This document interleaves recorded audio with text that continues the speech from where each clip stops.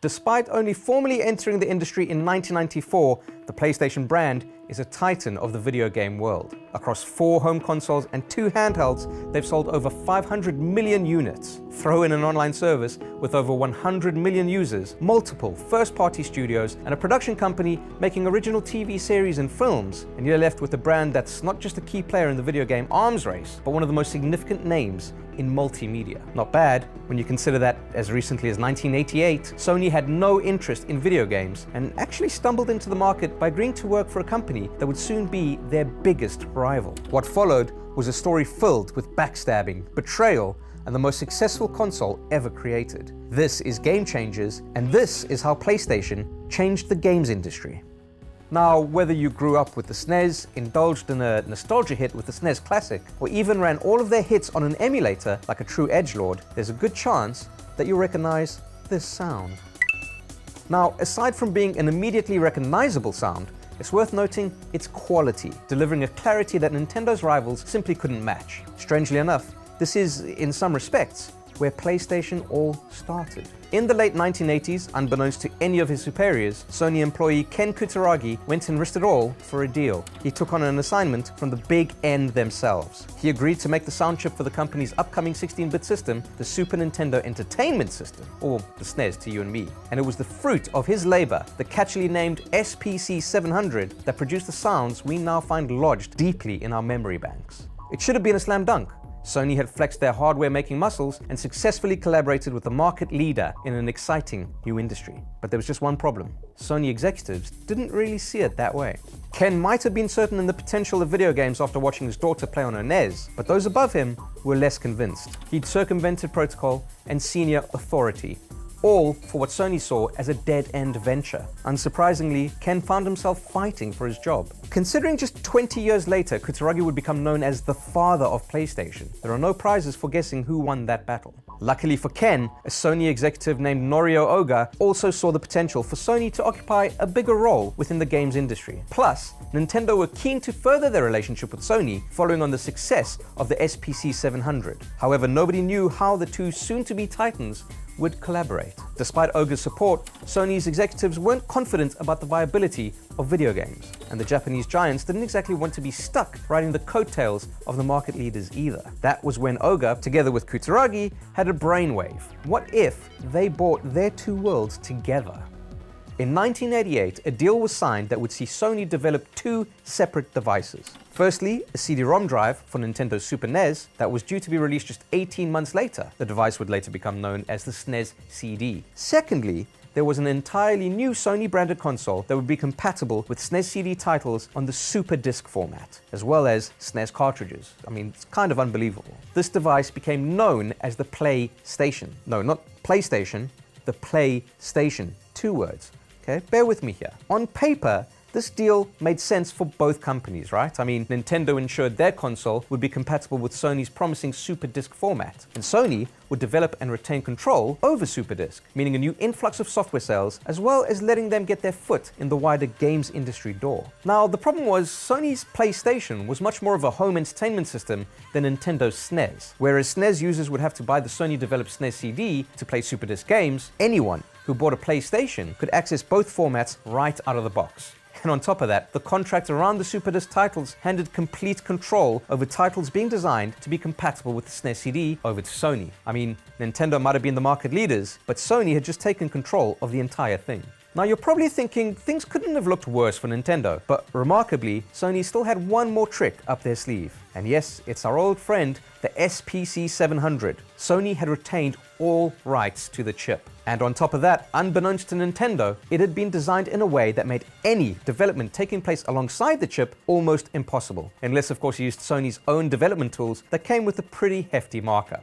After a successful collaboration, Nintendo thought they were going to work with their new partners to ensure the SNES had everything it needed to keep up with the times. Instead, Sony had bitten the hand that was feeding them, developing a console of their own that did everything the SNES could do and more. And you want to know what the worst part of all of this is? Nintendo barely saw it coming.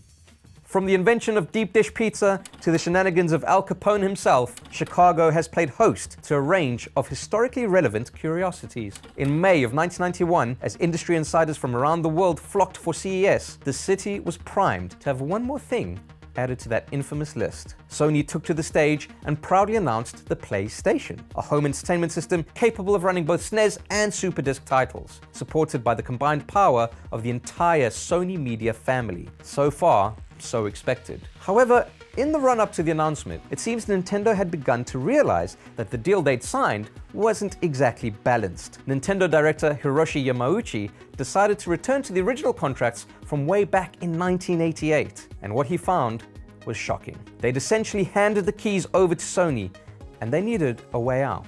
One day after the big announcement of the PlayStation, Nintendo chairman Howard Lincoln stepped on stage to tell everyone about their deal with Sony. Instead, he revealed one of the most unprecedented, controversial decisions the video games industry had ever seen. Nintendo was now allied with Philips. On top of that, all of the previous work Nintendo and Sony had accomplished together had been abandoned. It wasn't just the audience hearing this for the first time, it was Sony too. It was a plot twist so outrageous that even Vince McMahon himself would raise an eyebrow. Lincoln had secretly flown to Philips' headquarters in the Netherlands and agreed a completely new deal. Nintendo now had control over its license, but now on Philips machines instead of Sony ones. Unsurprisingly, this left Sony fuming, and while legal action was an option, the circumstances around the betrayal, well, they were kind of complicated. After all, Sony still wanted to release a console that could support SNES cartridges, and Nintendo still wanted to use Kutaragi's sound chip. It was kind of like realizing you'd left your games console at an ex-girlfriend's house. It was in each company's best interests to keep things civil.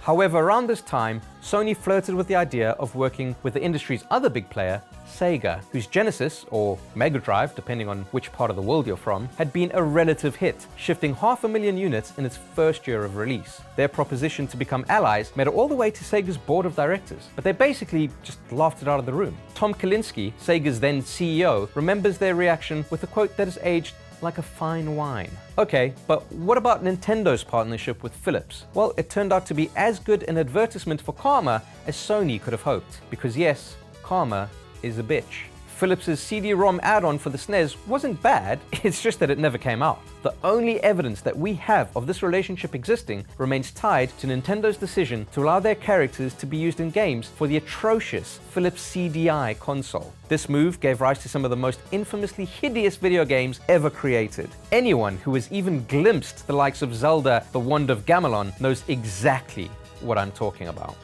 But in the end, Sony and Nintendo ended up in bed with one another once again. By 1992, Sony, tired of the frustrating relationships they'd endured in recent years, planned to take what they'd developed thus far with Nintendo and Sega and turn it into a completely new console. Nintendo would reluctantly allow Sony to keep the PlayStation name after they were denied an injunction, and the console would still have a port for SNES games. The key difference was that this time, Nintendo would own the rights and, as a result, would receive the bulk of the profits from the games. They'd also get to keep using Kutaragi's audio chip in their console. Sony, for all intents and purposes, had finally got all their affairs in order. No troublesome partners, no backstabbing, just a clear vision for how they wanted to enter the video game market. Unfortunately, there was only one thing still working against them: time. By the time Sony had begun working on prototypes for the console, 1993 was right around the corner. The SNES was already a few years old, and rival Sega were preparing the Saturn, one of the consoles that was due to usher in a new generation of consoles.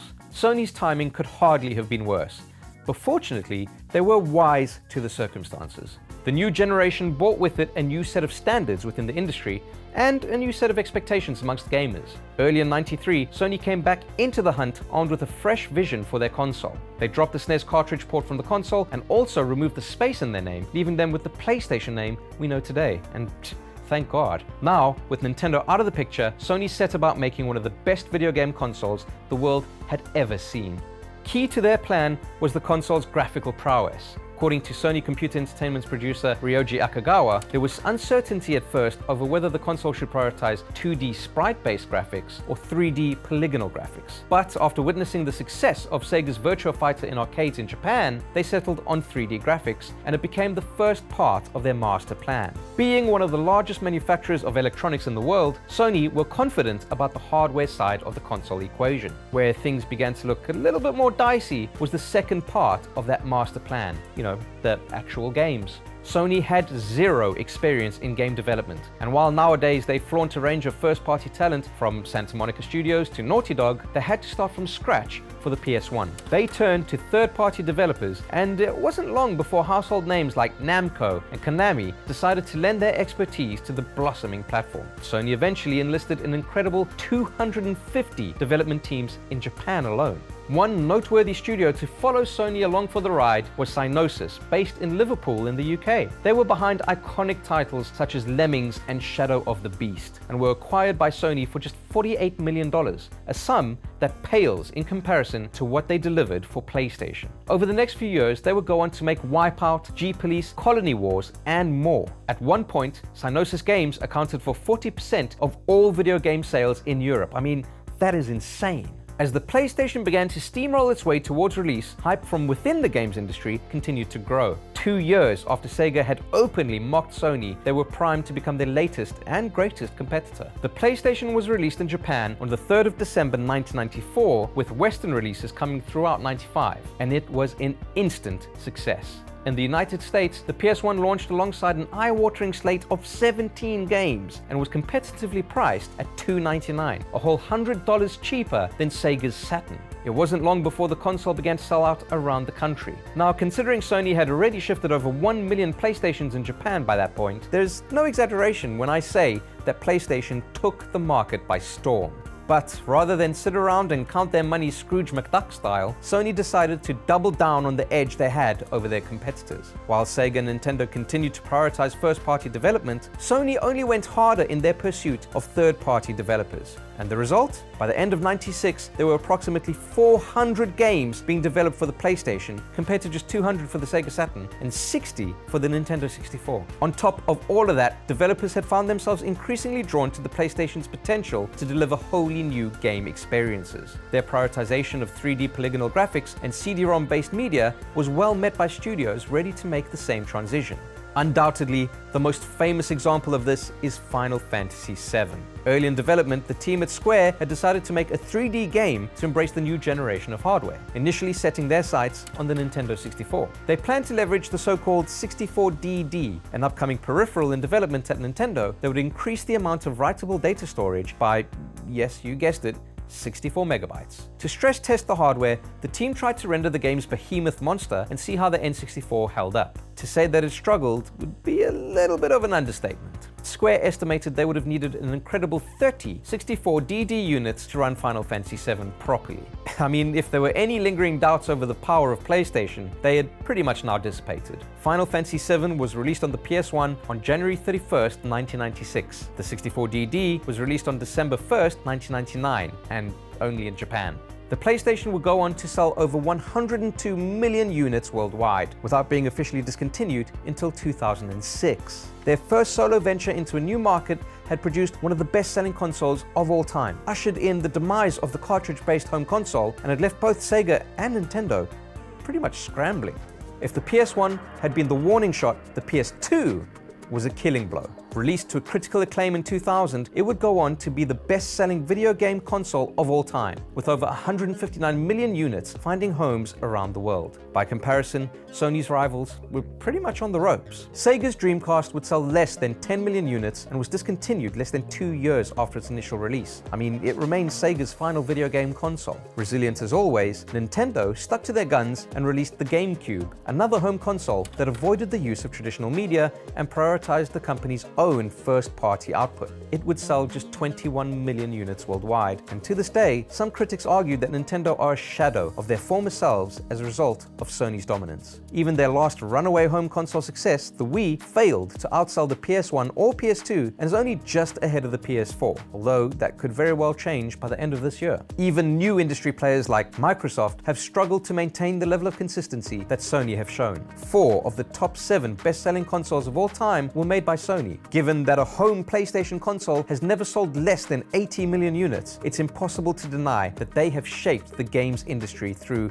if nothing else, their sheer determination to not give up an inch of ground.